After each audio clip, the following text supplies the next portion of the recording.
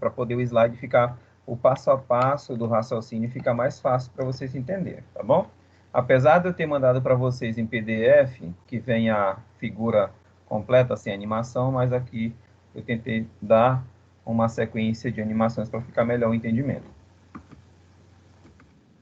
Então, a aula de hoje nós vamos abordar as leis de Mendel, que é considerado o pai da biologia ou da genética.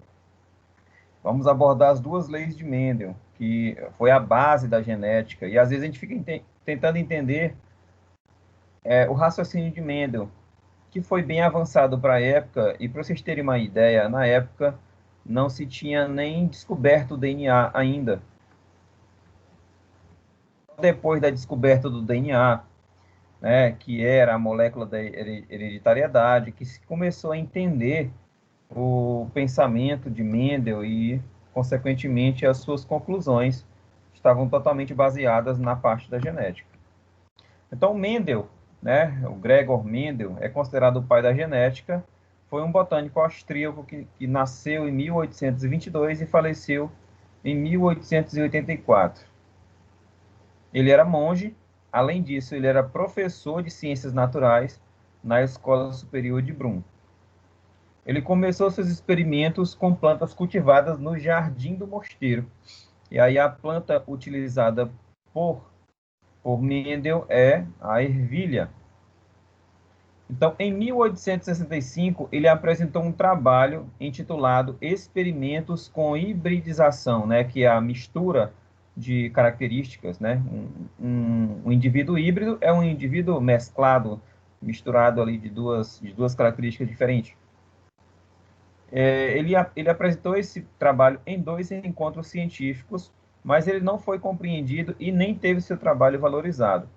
Isso acontece com muitos gênios da ciência ao longo da história. A gente viu aí muitas pessoas que tinham um pensamento além da época, e como Leonardo da Vinci, como Pitágoras, como vários outros que tinham um pensamento muito avançado para a época, que às vezes não era tão compreendido, mas só depois de muito tempo se entendeu o que ele queria dizer, e depois veio o seu reconhecimento científico.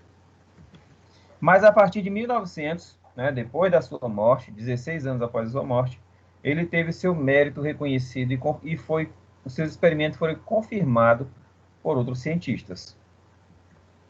Então, o Mendel, ele fez a sua pesquisa principalmente utilizando a planta, né, de espécie Pisum sativum, que é o nome científico da planta que produz ervilha, né, ervilheira.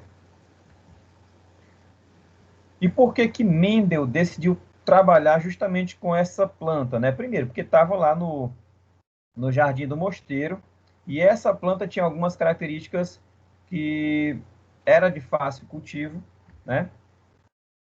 Além disso, ela produzia muitas sementes, então dá para você fazer uma análise estatística ali com as sementes dessa planta. E ela tem características muito simples que você consegue perceber a olho nu, né? E bem contrastantes, como, por exemplo, a cor da flor, que pode ser branco, pode ser rosa, e você consegue distinguir perfeitamente a manifestação dessa característica. Então, a cor das flores, a textura das sementes, a cor das sementes, o tamanho da planta, são características bem contrastantes e fácil de identificação, então não dá para se enganar. E também é uma planta que faz autofecundação. A sua flor, ela tem órgãos masculinos e femininos, e essa planta pode ser fecundada. Aqui nós temos a vagem de uma ervilha, né? E as flores dessa ervilheira.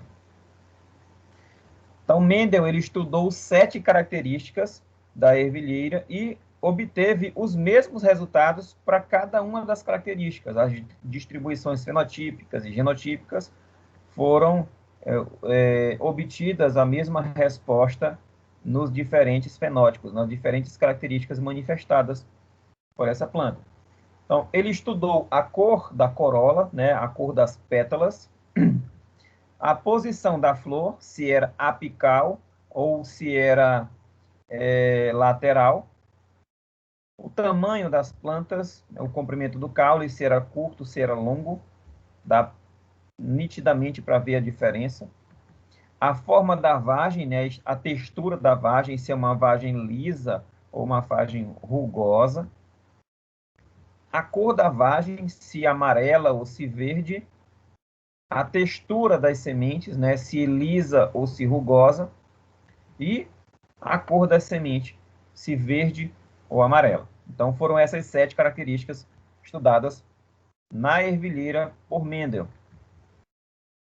Então, esse trabalho de Mendel ele só teve êxito por conta do rigor científico executado por Mendel, porque ele era um botânico, né, experiente, professor de ensino superior, e ele adotava técnicas, passos extremamente rigorosos para evitar vieses ali durante a execução do trabalho e gerar resultados inconsistentes ou inconclusivos. O primeiro caso, primeiro passo que Mendel sempre tinha cuidado era de certificar que todas as plantas que ele estudava, eram de linhagens puras. Então, se ele estava estudando a cor da semente, ele tinha que ter certeza que aquela planta tinha aquele característica pura. Como é que ele fazia isso? Ele fazia várias autofecundações dessa planta e todas as sementes geradas por aquela planta que ele estava estudando tinha que ser 100% verde.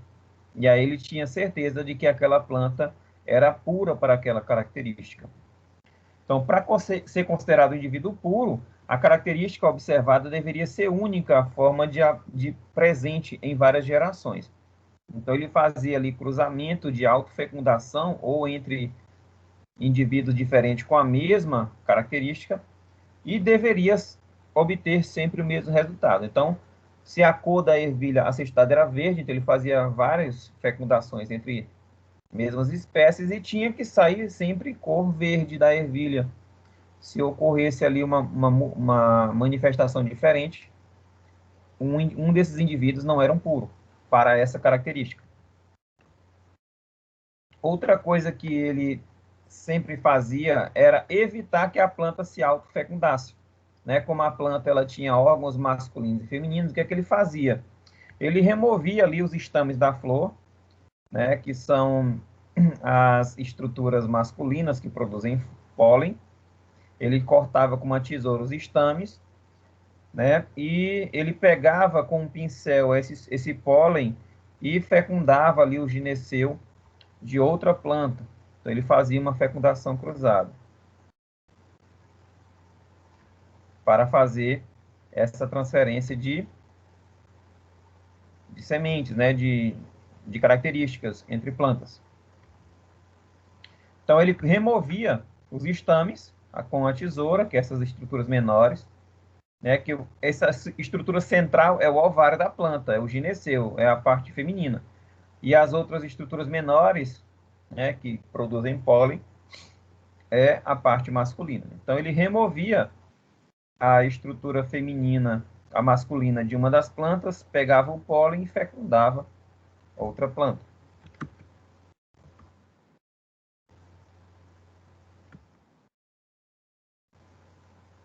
Isso impedia que a própria indivíduo se autofecundasse. Então, ele tinha certeza ali que a fecundação era cruzada. Segundo passo de Mendel, né, obedecendo o rigor científico, ele fazia cruzamento de plantas de duas espécies puras, mas que apresentavam características diferentes.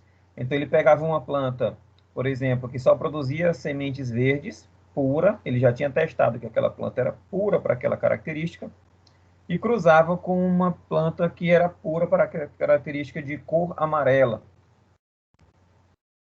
Ele pegava planta de sementes amarelas, que era pura para essa característica, cruzava com planta de sementes verdes. Então, aí nós temos semente amarela cruzado com de semente verde. Então, ele chamou essas duas, essa geração desse primeiro cruzamento, chamada de geração parental, que eram indivíduos puros para uma determinada característica.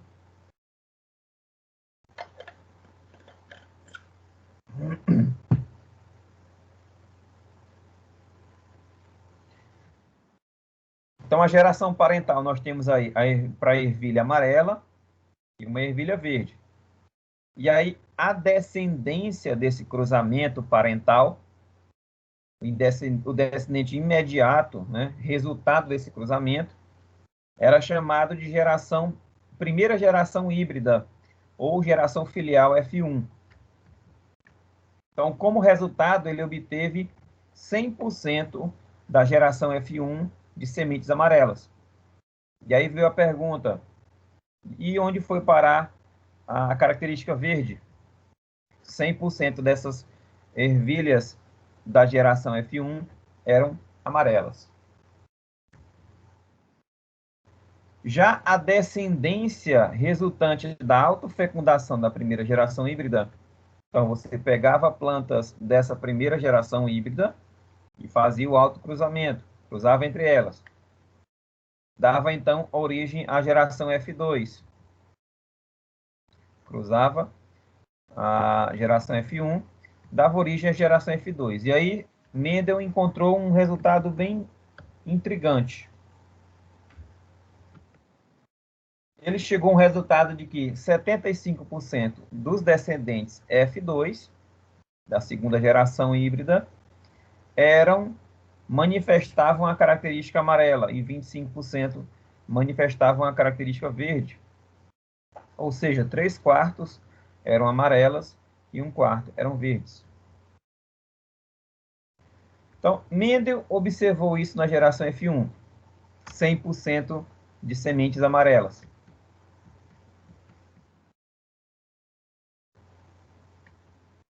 Mas veio aquela indagação.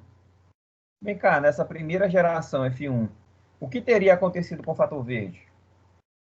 Com a cor verde? Ele obteve essa resposta quando fez o cruzamento, né? A autofecundação F1. E ao fazer esse cruzamento, a característica verde reapareceu. Só que em menor proporção. 3/4 eram amarelas e 1/4 eram verdes. Então, ele chegou à conclusão de que aquele fator verde, ele não tinha sido destruído na geração F1. Ele apenas foi impedido de ser expresso pela cor amarela. Mas essa expressão ela voltou a aparecer na geração F2. Isso a gente vê em vários casos, pessoal. Por exemplo, eu tenho um caso na família de cor dos olhos. Os meus avós paternos, todos os dois têm olhos castanhos. Mas só que minha avó paterna, ela é filha de loira dos olhos azuis com um negro. E o meu avô paterno também é filho de loura dos olhos azuis com um negro. E aí nós temos a geração F1, a minha avó paterna e meu avô paterno. Do casamento deles dois, eles tiveram 8 filhos. 8. 5 tiveram olhos claros, verde ou azul. Meu pai e mais 2 irmãs têm olhos castanhos.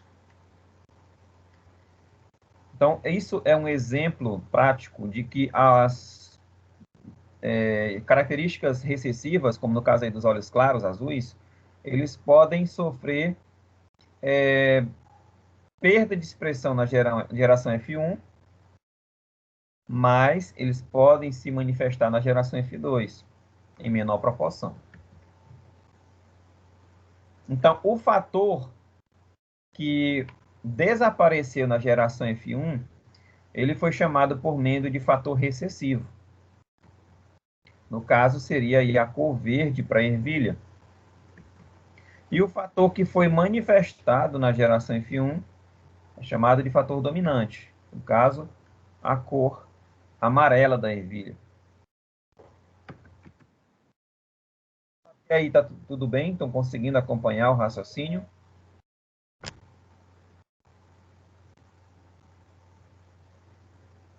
Sim? Por enquanto, está tudo bem. Ótimo. Vamos continuar, então. Então, nós temos aí... e esse essa característica ela foi representada por Mendel através de letras. Então, qual foi a convenção de Mendel? Se eu tenho duas características, eu sei que uma é dominante e a outra é recessiva, eu vou representar essa característica com a primeira letra da característica recessiva. Então, entre cores de ervilha, a cor amarela é a dominante e a recessiva é a verde. Então, eu vou usar o V de verde para representar essa característica. O Vzão vai representar a característica dominante e o Vzinho a característica recessiva. Então, voltando aí ao cruzamento de Mendel, não?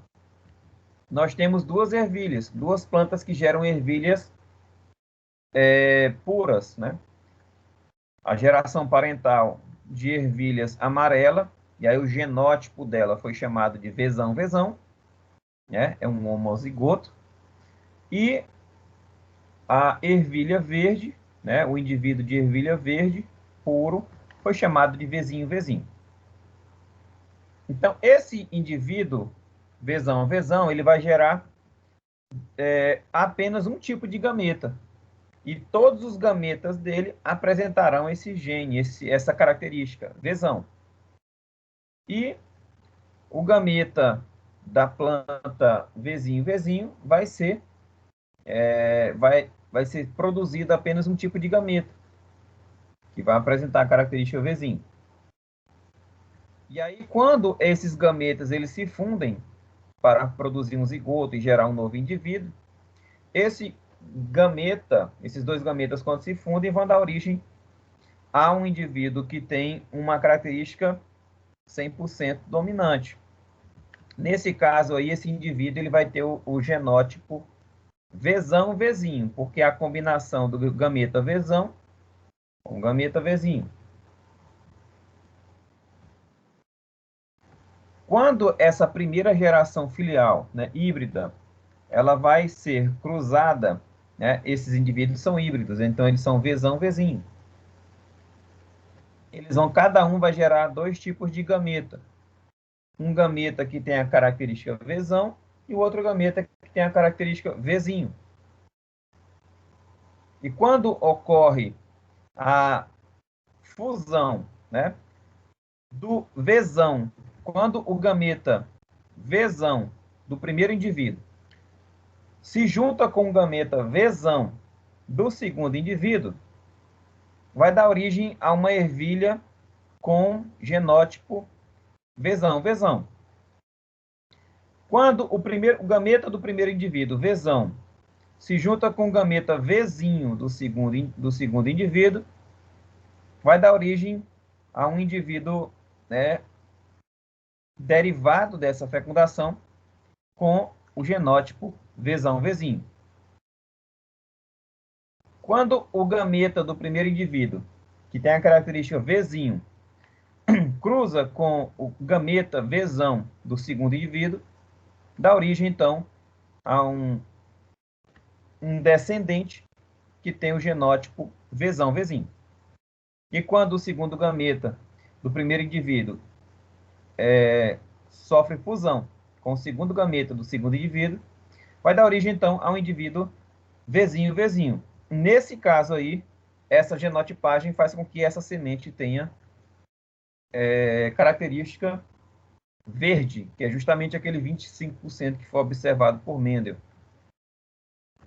Então, a proporção genotípica é que nesse cruzamento filial, 25% eles serão homozigotos dominantes, Vzão, 50% serão heterozigotos, Vzinho, e 25% homozigoto recessivo, Vzinho. Mas isso é a genética, o genótipo dele, né? A relação dos gametas, das características. Agora, quando eu olho a manifestação da característica, né, que chama de proporção fenotípica, 75% são amarelas e 25% são verdes. Só que desses 75%, 25% são homozigotos dominantes, 50% são homozigoto recessivo, ou heterozigoto.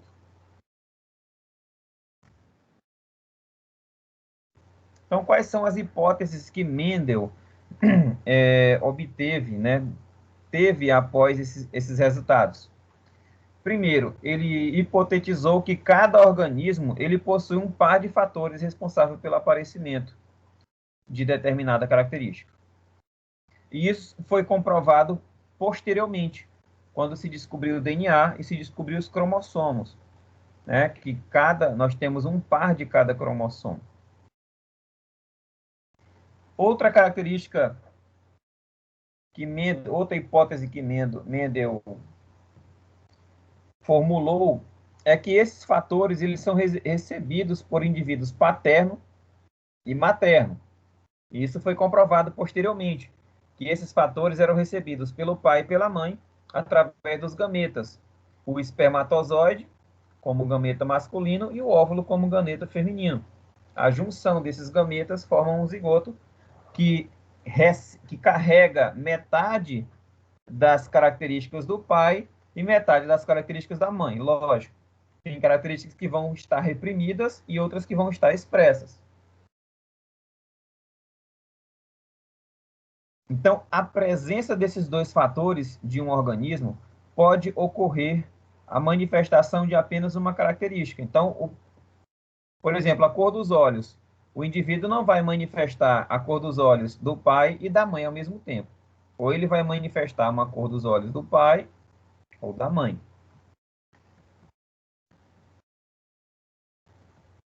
Os fatores de um par contrastante, eles não vão se misturar. Durante a formação dos gametas, os fatores aparecem em doses simples, ou seja, se o paciente ele é híbrido, ele não vai colocar esses dois fatores num só cromossomo, ocorre a separação.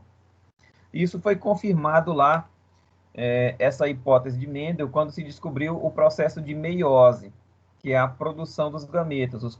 As cromátides irmãs, elas se separam em gametas diferentes. Então, como conclusão desse primeiro experimento, desse primeiro set de experimentos, Mendel concluiu que as características dos indivíduos eles são formados por pares de fatores, que hoje se descobriu que são os genes. Esses fatores eles vão se separar durante a formação dos gametas. Se descobriu que isso acontece na meiose, indo um fator para cada gameta. Então, esses fatores eles vão ser separados na produção dos espermatozoides e dos óvulos. A gente sabe ali que o espermatozoide ele tem apenas um exemplar de cada cromossomo, tá? E o óvulo também, um exemplar de cada cromossomo.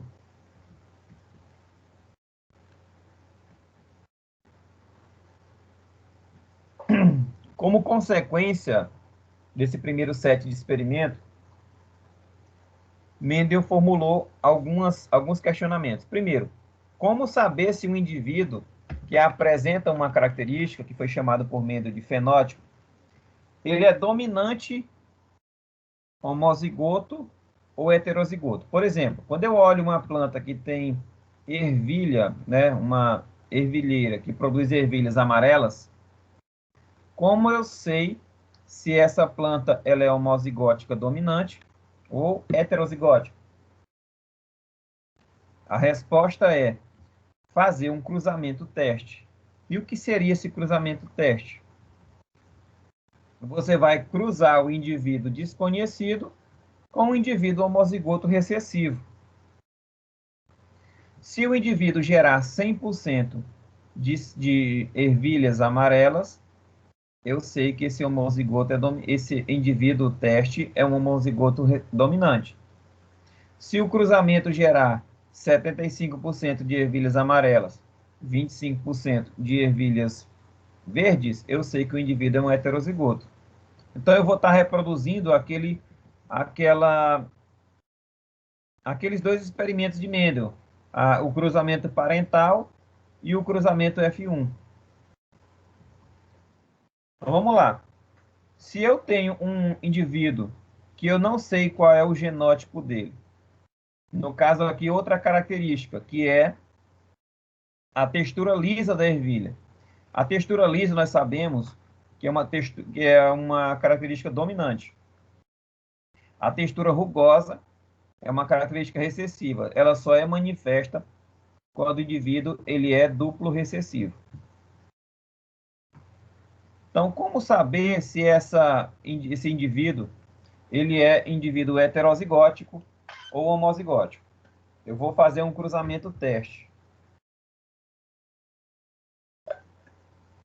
Eu vou cruzar esse indivíduo com um outro indivíduo que eu tenho certeza que é homozigoto recessivo. Desse cruzamento, o resultado for 100% de células lisas, ou ervilhas lisas, eu sei, então, que esse indivíduo ele é homozigoto dominante. Porque só o homozigoto dominante, quando faz o cruzamento com o homozigoto recessivo, ele vai gerar 100% de uma característica híbrida. Então, se 100% for lisa, eu sei que é um indivíduo em teste, é um homozigoto dominante. Porém, se eu fizer um cruzamento do indivíduo teste com um homozigoto recessivo e ele gerar uma ervilha que seja rugosa, eu sei que esse indivíduo não é homozigoto dominante, ele é heterozigoto. Nesse caso aí, ele vai gerar 50% de ervilhas lisas e 50% de ervilhas rugosas. Por quê? Ó, o indivíduo homozigoto recessivo ele vai gerar apenas um gameta, apenas gametas com uma característica, que é a textura rugosa da semente. Mas o indivíduo que é homozigoto dominante, ele vai produzir um tipo de gameta para essa característica, só característica lisa. Mas no caso do indivíduo que é heterozigoto, ele vai produzir dois tipos de gameta. Um gameta que tem a característica dominante e o outro com a característica recessiva. Se esse gameta dominante se juntar com o gameta recessivo, vai gerar um heterozigoto. O gameta recessivo com o outro recessivo vai gerar um indivíduo recessivo. Então, o cruzamento teste é uma forma de você determinar se o indivíduo que expressa o fenótipo dominante, né, sem você saber qual é o genótipo dele, você consegue identificar o genótipo desse indivíduo que expressa a característica dominante através de um cruzamento teste. Até aí tudo bem, pessoal? Tá dando para acompanhar? Sim? Sim, professor. Tranquilo? tranquilo. Ótimo. Se tiver alguma dúvida, pode me interromper e fazer a pergunta. Então, como eu falei para vocês, olha, Mendel ele teve essas conclusões todas antes mesmo de ser descoberto o DNA. O DNA foi descoberto em 1953, se não me engano, 1953, 53, 54, por ali. Inclusive, a gente falou isso na primeira aula, né? James Watson e Robert Crick. Ele teve essas conclusões todas antes mesmo de se descobrir o DNA. Então, antes, como que foi, então, feita essa relação do que Mendel havia concluído com os acontecimentos, das descobertas posteriores? Então, antes da meiose 1, cada cromossomo homólogo se duplica. Então, nós temos aí uma célula parental que tem dois cromossomos homólogos, dois cromossomos que carregam os mesmos genes. Né? Nós temos 23 pares de cromossomo. Nós temos dois cromossomos 1, dois cromossomos 2, 2, 3, 2, 4, até o 22. O 23º par é o cromossomo sexual. Ou XX, no caso, sexo feminino, XY, sexo masculino. Então, durante a meiose 1, esses cromossomos eles vão sofrer duplicação, né? Dando origem a dois braços ali, duas cromátides. No final da meiose 1, esses dois alelos são segregados em células filhas, né? Os cromossomos duplicados vão se separar. E depois, no final da meiose 2, cada célula filha vai receber um braço do cromossomo, uma cromátide. Então, existem ali gametas que têm a característica Rzinho e gametas com a característica Rzão. Então, isso foi confirmado através da descrição da meiose, se confirmou que Mendel já havia concluído com seus experimentos. Então, da primeira lei de Mendel, uma das conclusões é que cada caráter é determinado por dois genes, alelos, né? Genes irmãos ali, estão em cromossomos separados. Mas durante a gametogênese, esses cromossomos se separam e vão parar em gametas diferentes. E aí ele começou a testar duas características ao mesmo tempo. Ele começou a pensar, como que aconteceria se eu testasse duas características ao mesmo tempo? Por exemplo, uma ervilheira que só produz ervilhas amarelas e lisas. Aí são duas características, né? A amarela é a característica de cor dominante e a textura lisa, a característica de textura dominante. Quando eu cruzar essa planta com outra planta que tenha característica duplo recessiva, uma planta que só produz as sementes rugosas e verdes, qual seria, então, o comportamento, quais os resultados a gente obteria? E foi assim que ele fez. No seu segundo set de experimentos. Então, ele fez a utilização de cor de semente, né, sempre usando aquela regrinha. Utiliza a primeira letra da característica recessiva, no caso aí a verde é a recessiva. Vzinho é verde e Vzão amarelo. E a textura da semente, que era outra característica estudada.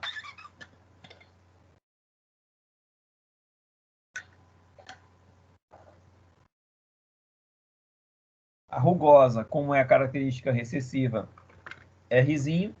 E a lisa é Rzão. Então, ele fez o cruzamento de dois indivíduos puros para essas duas características.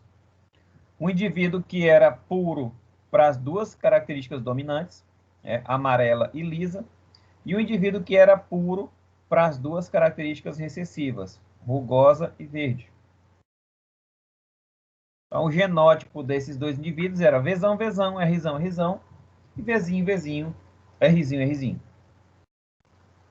Então, primeiramente, quais eram os gametas produzidos por cada um desses indivíduos? Então, o gameta do indivíduo amarelo e liso, ele produzia só um tipo de gameta, que tinha a característica Vzão e a característica Rzão.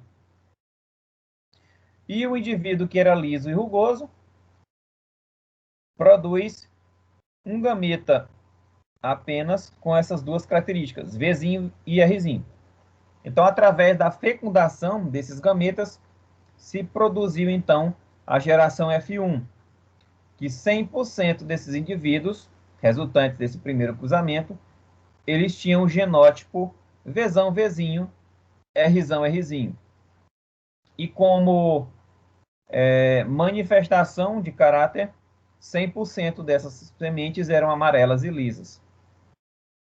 Genotipicamente, 100% eles eram Vzão, Vzinho, Rzão, Rzinho. E aí ele fez a mesma coisa quando ele estudou só uma característica. Ele pegou indivíduos desse produto, né? Ele fez um autocruzamento entre indivíduos da geração F1. E aí, do cruzamento da geração F1, que produziam genótipo, gametas de 4 tipos, gameta Vzão, Rzão, Vzão, Rzinho, Vzinho, Rzão e Vzinho, Rzinho. Então, cada um desses indivíduos F1 produziam esses 4 tipos de gametas. E aí, você fazendo a junção desses gametas de forma ordenada, você vai gerar a seguinte proporção fenotípica. Indivíduos que produzem sementes amarelas e lisas, sementes amarelas e rugosas, verdes e lisas e verdes e rugosas. Só que a proporção não é igual para todas elas. Esse indivíduo ele vai apresentar um genótipo que a gente vai até descrever depois, né, que pode ser... Esse traço é quando o segundo genótipo não interessa, né, porque se ele é Vzão, ele vai manifestar a característica amarela. Se ele já é Rzão, independente de ser um outro Rzão ou Rzinho, ele vai manifestar a característica lisa. Então, essa era a proporção genotípica, sendo que 9/16 dos indivíduos resultantes eram lisos e amarelos, 3/16 eram rugosos e amarelos, 3/16 eram lisos e verdes, e 1/16 era verde rugoso. Ou seja, 9 em 16 apresentavam as duas características dominantes. 3 em 16 apresentava uma característica dominante e outra recessiva. No caso aqui, amarela, que é a característica dominante, e rugosa, recessiva. Nesse caso aqui também, são 3, ele vai apresentar uma dominante e uma recessiva. A dominante é a textura lisa e a recessiva é a cor da semente verde. E uma a cada 16 manifestava as duas características de forma recessiva, verde e rugosa. Então, genotipicamente, nós temos a seguinte proporção. Um indivíduo é homozigoto dominante para as duas características. Dois indivíduos são Vzão, Vzão, Rzão, Rzinho. Um indivíduo Vzão, Vzão, Rzinho, Rzinho. Dois indivíduos Vzão, Vzinho, Rzão, Rzão. 4 indivíduos que são duplo heterozigotos. Dois indivíduos Vzão, Vzinho, Rzinho, Rzinho. Um indivíduo Vzinho, Vzinho, Rzão, Rzão. Dois indivíduos Vzinho, Vzinho, Rzão, Rzinho. E um apenas indivíduo homozigoto recessivo para as duas características. Então, a gente pode obter esse resultado fazendo a produção dos gametas e depois fazendo a junção de cada um deles. Mas uma forma bem mais prática de fazer esse cruzamento é você colocar numa tabela. Na vertical, você vai colocar os 4 genótipos de um dos indivíduos que estarão sendo cruzados. E na horizontal superior, na primeira linha, você vai colocar os gametas do outro indivíduo. E você vai fazer a junção desses gametas. Juntando Vzão, Rzão com Vzão, Rzão, vai dar Vzão, Vzão, Rzão, Rzão. Juntando Vzão, Rzão com Vzão, Rzinho, vai dar Vzão, Vzão, Rzão, Rzinho. E aí você vai fazer isso com todos os indivíduos, gerando ali 16 possibilidades. Então, na segunda lei de Mendel, dos resultados que ele constatou é que a proporção fenotípica sempre vai ser 9:3:3:1. Ou seja, para cada 16 indivíduos resultantes do cruzamento, 9 vão apresentar as duas características dominantes, 3 vão apresentar a primeira característica dominante e a segunda recessiva, 3 vão apresentar a primeira característica recessiva e a segunda dominante, e um apenas vai apresentar as duas características recessivas ao mesmo tempo. Então, na formação dos gametas, os alelos, para cada cor de semente, eles vão se segregar de forma independente, né? Então, tanto a característica Vzão vai se separar de Vzinho, quanto Rzão vai se separar de Rzinho de forma independente. Os gametas com alelo Vzão, ele pode se juntar com o gameta que tem alelo Rzão ou o gameta com alelo Rzinho em condições iguais, em chances iguais de acontecer.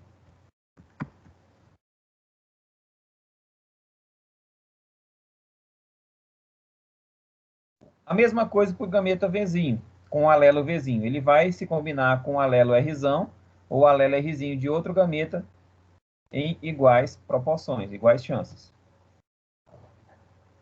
E uma planta que é duplo heterozigótica, Vzão, Vzinho, Rzão, Rzinho, ela vai formar 4 gametas diferentes, acomodando ali as características. Uma Vzão Rzão, outra Vzão Rzinho, uma Vzinho Rzão e outra Vzinho Rzinho. Na combinação desses gametas para formar a geração F2, ela vai gerar uma proporção fenotípica de 9:3:3:1, sempre.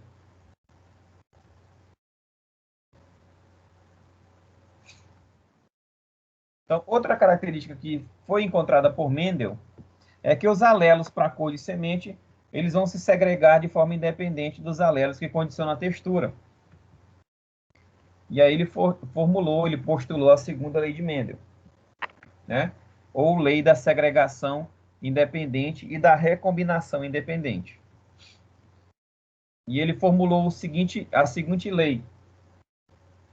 Em um cruzamento envolvendo 2 ou mais caracteres, os fatores que determinam cada um vai se separar de forma independente na formação dos gametas. Eles vão se recombinar ao acaso e vão formar todas as combinações possíveis. Então, uma fórmula matemática para você encontrar a possibilidade, a quantidade de diferentes gametas que o indivíduo vai produzir, é você colocar a fórmula 2 elevado a n, onde n, né, é o expoente, e esse n ele vai determinar o número de gametas que o paciente pode produzir, que o indivíduo pode produzir. E esse n é o total de pares de alelos em heterozigose.